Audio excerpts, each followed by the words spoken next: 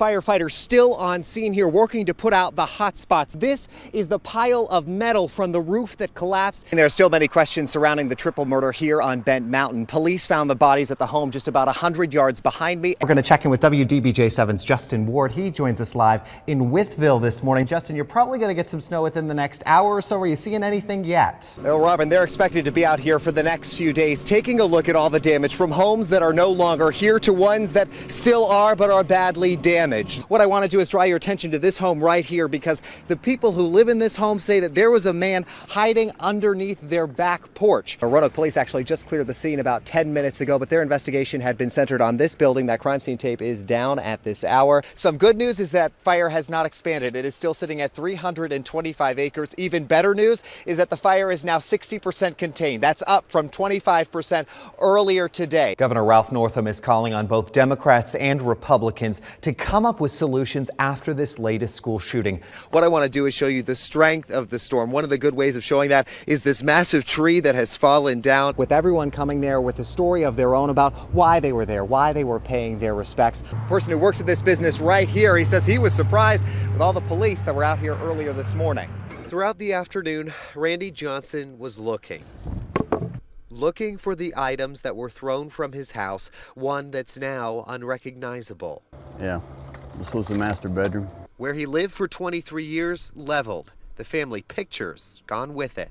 The house doesn't mean a lot to me. It's the photos. It was his mission today to get them back, and others helped him sift and search. I don't know these people. They're just helping us, and I tell them what I'm looking for, and they're more than willing to come out here and help. Every once in a while, a find. That's me with my youngest daughter. She was born 1 pound, 13 ounces. Good find. Through the afternoon, he found a handful of treasure. Sonograms, births, childhood photos. This is what counts, man. Yeah. Home movies and photos. They're small victories in the middle of unimaginable loss. And when he finds those photos, he holds on to them. They've already gotten away from me once, and I'm not going to let them happen again. His search for memories takes priority. As for what's next, who knows? We don't know what to do next. We just we call the insurance, you call the post office, and you pick up. You can put a dollar value on a home, but you can't put a price on what he's finding today. Yeah, Robin and Jean, we are out here at the intersection of 16th Street and Tazewell Avenue. Want to give you the information we learned within the last hour. We understand the U.S. Marshal's Office was the lead agency on this. Roanoke police were assisting. When we got here on the scene around 3 o'clock, Roanoke police had set up a rather large perimeter, about 4 blocks by 4 blocks in the area between 13th and 17th Street in Southeast around Tazewell Avenue. Let's take a look at the video from earlier today, and you'll get a sense of how busy this was. This home, the police were centered in on this home, and people who live there say a man was hiding underneath the porch in the backyard. They did not see much, but they did hear police talking to that man. Here's what someone who was inside the house at the time had to say. Police had him cornered under there, and they got him out. I came back through and made sure my nieces got upstairs, and my sister got them upstairs safe, and my cousin's baby. And after that, I don't know, as we stayed up there until the police come back around to the front, and we knew that they had gotten whoever they were looking for. Yeah, you saw a U.S. Marshal earlier carrying out shoes and pants from the house, as well as Marshal questioning someone who was inside the police car at the time. Neighbors say that man was wearing a white tank top. We are not sure who he is or what charges he was wanted on. We are still working to get that information. We'll keep on top of this story and let you know when we have any new details. Christian, did they even know this boy? No, Melissa, she did not. In fact, she doesn't even remember the name of the woman she was searching with. Tonight, that doesn't matter, though, because Andrew is back with his parents. Okay, ready? It was the best case ending to a worst case scenario. Andrew Yarborough was found safe. Mary Parker helped make that happen. I feel like it's God's will, and I feel blessed to be part of that. I really do. She says she and another woman were at the school earlier in the day. They were 2 of the many volunteers who were trying to do their part. Like, we signed in and we stood around and we looked at each other and we're like, time's wasting. Let's just go look. Forget the search and rescue vehicles. They hopped into this Ford hatchback and then went on foot. The two hiked difficult terrain for a couple miles. Mary's muddy-soaked boots serve as proof. Because some parts you're sinking, like quicksand type stuff. Trudging through, all the while trying to get the 9-year-old's attention. And I was singing like "Row, row, row your boat" because I had written, I had read on the little sheet that he liked nursery rhymes. Eventually, she came across footprints and then Andrew. Well, she was behind me, and I said, "I've got him. I've got him." Like, it was amazing. She says he was stuck in briars, so she went to him and held him. Rubbed his head and told him it was going to be okay, and he fell asleep. It took a couple hours before rescuers could get Andrew and bring him to the ambulance, bringing a best-case ending to an 18-hour search. And it's a blessing. It really is. And while they were searching, they got to talking. Both are from the Sandy Level area. Apparently, Melissa, they live just a few miles away from one another. Come on, Willow! Just getting up on a bike is a big deal here. There's a cheering section to prove it, but behind them, there's a mother who's quietly watching. I think I'm just mesmerized that she's doing it. Tammy Arnold has her eyes on her daughter Willow, who doesn't have a quiet bone in her body. I mean, I'm already on YouTube, but I guess TV's the best next thing, right?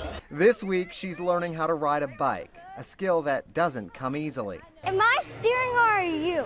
Willow lives with cerebral palsy and has difficulty moving around. It's like she had a stroke before she was born, and so her right side does not work.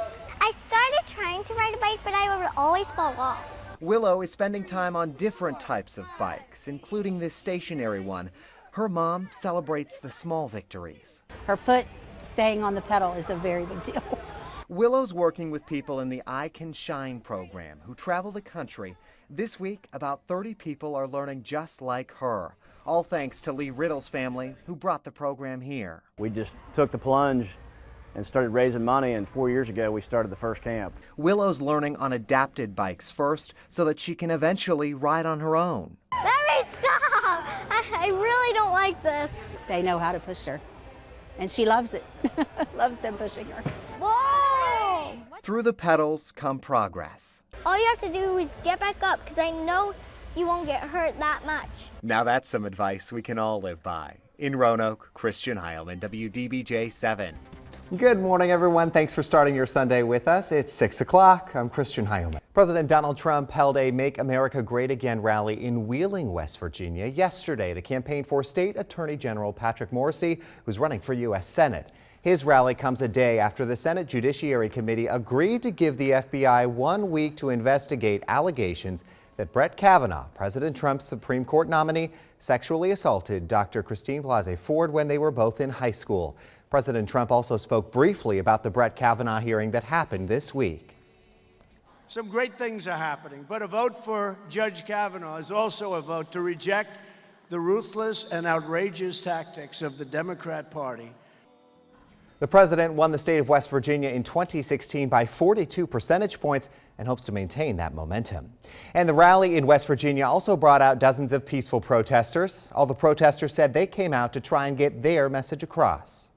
We're out here today, kind of trying to get Trump's attention about, what's going on in our community. One protester was arrested by Wheeling police outside the arena. Switching gears, it is time for your hometown forecast on this Sunday morning. It is time right now to check in with meteorologist Christian Johansson. Christian, we're just talking about a plain old nice weekend. Yeah, we saw some great conditions yesterday. Monday marks the 1-year anniversary of the mass shooting in Las Vegas that took 58 lives.